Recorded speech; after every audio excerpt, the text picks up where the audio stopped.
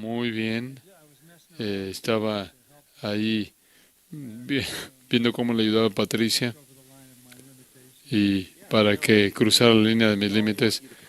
Austin dice, todos queremos que prediques, que regreses, pero todos queremos que descanses, queremos que tomes el tiempo que sea necesario. Esto es fenomenal que estás aquí y estamos agradecidos por tomar este tiempo contigo. Tu influencia es de donde vino la conferencia de pastores, la presencia de estos hermanos aquí, el refrigerio, el aliento y el ser equipados en una semana como esta es algo que tú tenías en tu corazón hace mucho tiempo atrás. Entonces hablemos de eso en primer lugar. Después quiero que prediques el mensaje en versión de la silla que nos perdimos ayer. Hablemos de la conferencia de pastores. ¿Qué es esto? ¿Dónde comenzó? ¿Cuál fue la visión que estaba detrás de esto? ¿Cómo diseñaste este concepto? Bueno, no sé qué fue mi intención en absoluto. No dije, esta es una gran idea, hagámoslo. Lo que pasó es que en los primeros años, conforme Grace comenzó a crecer, tenemos a más y más personas que decían qué está pasando ahí. Me acuerdo, Moody hizo un artículo de revista que dijo, la iglesia con 900 ministros y estaban sorprendidos por cómo operaba el cuerpo de Cristo en lo que era la iglesia, en la capilla, ese era lo único que había aquí. Y uno de sus escritores principales vino, escribió esto y este artículo. Y fue alrededor del tiempo en el que el seminario Fuller estaba a cargo de la escuela de crecimiento de la iglesia, un momento histórico que vino y se fue, y entonces había mucho interés en el crecimiento de la iglesia y lo que estaba pasando aquí. Entonces, la gente venía regularmente, estaban trayendo grupos de Talbot, de alumnos y de Fuller, y venían pastores para ver qué estábamos haciendo. Entonces, se me ocurrió que si había tanto interés, ¿por qué no simplemente los metemos a todos en una semana para que no sigamos repitiendo? Y eso es lo que llevó a la primera conferencia de pastores y fue, no sé, 200, 300 hombres ahí en la capilla eran. Y después, por un tiempo, pasamos 2 años para acomodarlos. Después la cerramos y la reinventamos. No me acuerdo exactamente cuántos años atrás, 15 quizás. Y se volvió lo que es ahora. Y bueno, yo sé que estos hermanos están agradecidos por la existencia de la conferencia de pastores. Díganme si están aquí por primera vez, levanten la mano. Muy bien. Sorprendente. Bienvenidos, hermanos, nos da gusto que estén aquí. ¿Cuántos de ustedes, cuando el Dr. Lawson dio testimonio, cuando comenzó su ministerio en esos años y la versión, cuántos de ustedes estuvieron ahí en esa versión original de la conferencia de pastores antes de que fuera grande, cuando se reunía en otro lugar? ¿Cuántos de ustedes son de la escuela antigua? Entonces, ¿todavía hay alguno? Qué bendición. Bueno, hay un remanente ahí, MacArthur. Y por cierto, también es obvio para mí que el Señor no quería que predicara ese mensaje ayer. Quería que Steve predicara el mensaje que predicó. Eso es evidente a partir de la providencia. ¿Verdad? Tú sabes de eso, estabas hablando de eso. Yo creo en ella. MacArthur ha estado viendo la conferencia, como la gente que no se apuntó, se inscribió a tiempo, ha estado viéndola en línea. Ha sido tremendo para mí, tremendamente alentador para mí. Quería ser parte de esto y esperaba que pudieran meterme aquí. Bueno, nos da gusto que estás aquí. Y entonces hablemos de tu visión detrás de este tema en particular de la conferencia de pastores, la idea del remanente, de pastorear el remanente. Eso era lo que tú querías impulsar. ¿Qué había en tu corazón detrás de ese concepto? Obviamente un asunto de importancia bíblica conectado a lo largo de la Escritura que hemos visto de diferentes maneras. Pero ¿cuál fue tu visión detrás de esta idea de pastorear el remanente? Bueno, el objetivo fue definir el ministerio en la iglesia. Si eres un pastor, la Escritura define tu ministerio. Y puedes ir a Juan 21, apacienta mis corderos, apacienta mis ovejas. ¿Me oíste? Acabo de decir eso 3 veces seguidas. Entonces, si estás buscando una definición del ministerio, alimenta mis ovejas. Pedro entendió el mensaje, no siempre lo entendió, pero entendió ese mensaje. Y después en su epístola le escribió, apacentad la grey de Dios. Y lo que veo que falta en la iglesia en la actualidad, en términos generales, es ese compromiso con alimentar al rebaño de Dios. Hay un afecto desordenado, hay un deseo, un cariño desordenado, debo decirlo, hacia la cultura. Hay un deseo que es torcido por alcanzar a la cultura. Puedes remontarte a los mandatos de Tim Keller para la renovación urbana o Andy Stanley, dándole la bienvenida a todos los homosexuales porque él quiere alcanzarlos. Pero el ministerio pastoral no tiene que ver con cambiar la cultura. Al final, y si tú lo defines teológicamente, tu iglesia nunca va a tener a nadie quien sea un miembro genuino que no sea parte del remanente. No vamos a lograr nada que el Señor no haya decretado. No quiero ser irreprensible en el evangelismo porque Él escogió a la gente y al medio, pero creo que el ministerio ha sido terriblemente, le ha estado fallando a las almas del pueblo de Dios y entonces han luchado y han sido heridos, han estado sin enseñanza bíblica, sin doctrina bíblica sólida, sin verdad que los nutra, mientras que todo el mundo está preocupado por lo que el mundo piensa y asegurándose de que nos identifiquemos con el mundo en su estilo y su música y todo eso. Cuando alimentar el rebaño de Dios es como cumplimos nuestro ministerio y cómo el Señor llena su iglesia. Entonces, simplemente me pareció que era un momento para recordarle a todo el mundo del remanente y entonces lo que planeaba decir ayer era que si ves la Escritura, es claro que Dios opera a través de un remanente y la primera indicación de eso está en el libro de Génesis, en donde tienes a Enoc. Este es un remanente de la familia de Adán y el siguiente es Noé. Y piensas en eso, la mayoría de los estimados es que el mundo del diluvio habría tenido entre 750 millones en la parte baja de la gente, 750,000 personas a 2 o 3 millones. ¿Cómo es eso? Que Dios solo escogió a 8 personas. Esa es una realidad sorprendente. Y no eran tan maravillosos. ¿No pudo haber escogido a otras 8 personas? Y recuerda que Noé, por 120 años, fue un predicador de justicia esencialmente. Y cuando ya habían pasado 120 años, cuando se acabó todo, solo habían 8 personas y todas de su familia. Y después Él comienza una nueva humanidad.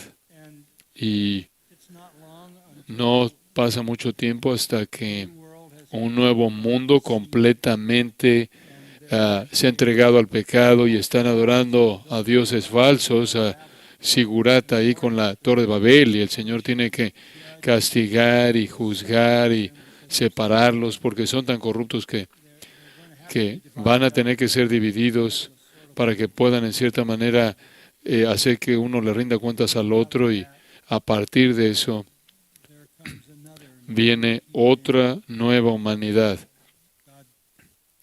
Dios identifica a un adorador de la luna caldeo, tú dijiste, llamado Abraham, te escojo.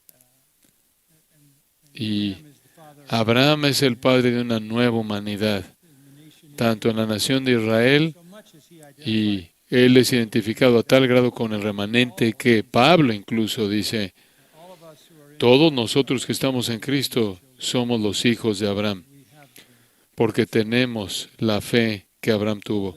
Entonces, hay una nueva humanidad y es una tribu insignificante de personas. Y de nuevo, hay muchas cosas nobles acerca de las características judías, el ADN y todo eso.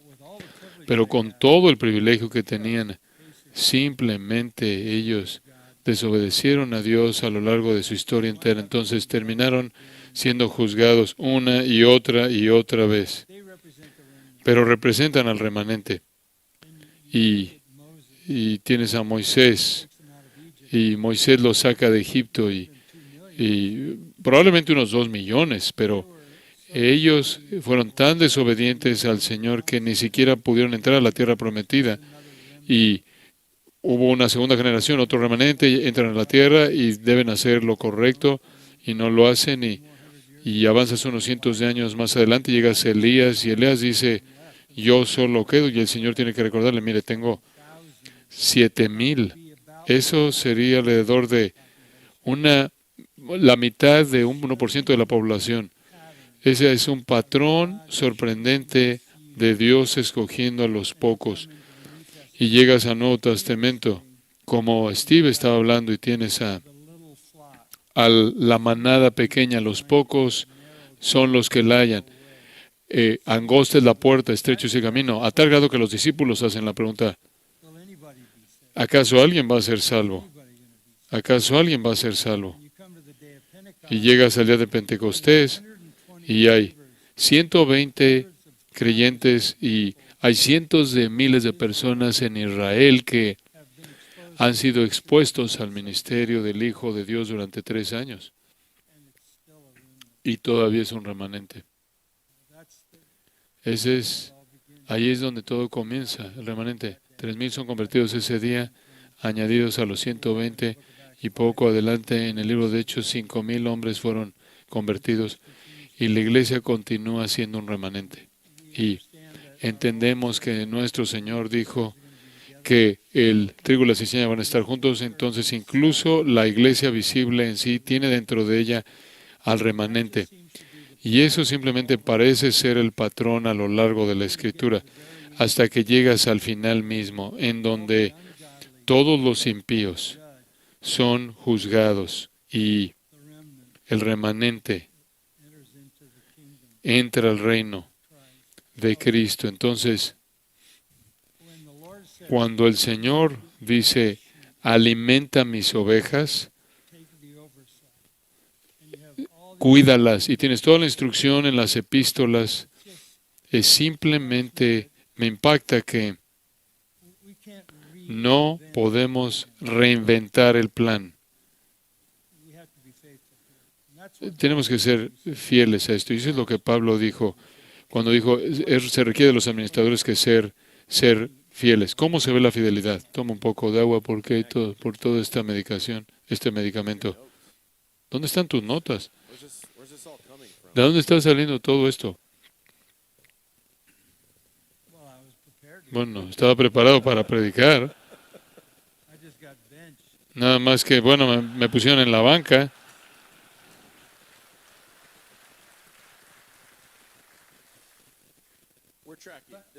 Te estamos siguiendo. Esto es muy útil. Rastreas al remanente de Génesis, Apocalipsis. Y vas a Apocalipsis y ve a las 7 iglesias. Y dentro de las 7 iglesias tienes un remanente llamados vencedores. Incluso las 7 iglesias no eran el verdadero pueblo de Dios. Había un remanente en ellas, en esas ubicaciones. Y digo, algunos de ellos eran mundanas. La iglesia de Sardis estaba muerta. La iglesia de Laodicea era nauseabunda, pero el Señor siempre estaba bendiciendo a aquellos que eran vencedores y era su fe la que venció. Entonces, creo que cuando entiendes la soberanía de Dios, que Él está reuniendo a su pueblo, entiendes lo que es el ministerio pastoral, volver a esas personas en los adoradores más puros que sea posible. Entonces, esa es tu responsabilidad. No hacer que todo sea súper simplista, no tratar de convencer a la gente que no va a creer mediante algún mecanismo, medio para que crean, sino que más bien, sino edificar a los santos para que estén completamente comprometidos con servir y adorar plenamente a Dios. Algo menos que eso, tú has fracasado en cumplir tu ministerio.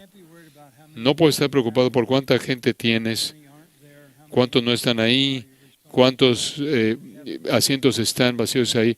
Tú eres responsable al cielo por los asientos ocupados. Entonces, esa era la introducción para el mensaje que no di ayer. Pero el contenido primordial de ese mensaje era Jeremías 23. Iba a añadir otro, Isaías 6, en donde Isaías, él recibe su comisión al final de Isaías 6, y al final de Isaías 6:13, él dice, ¿quién va a ir por nosotros? Isaías dice, heme aquí, envíame a mí, y el Señor le dice, ve. Y entiende esto, que no oirán, no verán, no entenderán. Esa es una comisión bastante desalentadora.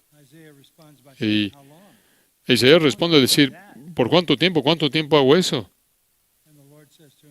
Y el Señor le dice, hasta que no haya una persona que queda. Tú simplemente sigue haciendo eso. ¿Por qué? Ese versículo final. ¿Por qué? Porque hay un remanente. Él usa la ilustración de un árbol cortado, pero permanece el cepo, permanece la raíz y todavía tiene vida. Y dice, lo que queda, el cepo, es la simiente santa. Santa se refiere a secarada. Entonces dice Isaías, tu trabajo consiste en alcanzar a la simiente santa. Y él, conforme él ministró a ellos, ese era el remanente. Y esa idea de que van a oír y no entender, eso es repetido 4 veces en el Nuevo Testamento, en otras circunstancias por nuestro Señor, por parte del apóstol Pablo. Entonces, ese es un principio de mucho tiempo. Ahora, con eso en mente, el remanente es el objeto de nuestro ministerio. Fui a Jeremías 23 y podrías ver eso por un minuto. Quizás pueda hacer eso con una mano.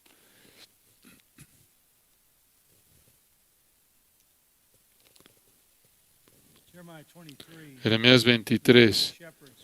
Hay de los pastores que destruyen y dispersan las ovejas de mi rebaño. Si quieres un ay, allá hay un ay contra los pastores. Por tanto, así ha dicho Jehová, Dios de Israel, a los pastores que apacientan mi pueblo. Vosotros dispersasteis mis ovejas y las espantasteis y no las habéis cuidado. He aquí que yo castigo la maldad de vuestras obras, dice Jehová. Y yo mismo recogeré el remanente de mis ovejas de todas las tierras a donde las eché, y las haré volver a sus moradas, y crecerán y se multiplicarán. Y pondré sobre ellas pastores que las apacienten, y no temerán más, ni se amedrentarán, ni serán menoscabadas, dice Jehová.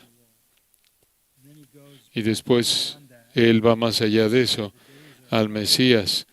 Y aquí que vienen días, dice Jehová, en que levantaré a David, renuevo justo, y reinará como rey, el cual será dichoso y hará juicio y justicia en la tierra. En sus días será salvo Judá, Israel habitará confiado, y este será su nombre con el cual le llamarán Jehová, justicia nuestra. Después allá abajo en el versículo 9, a causa de los profetas. Mi corazón está quebrantado dentro de mí, todos mis huesos tiemblan. Estoy como un ebrio y como hombre a quien dominó el vino, delante de Jehová y delante de sus santas palabras.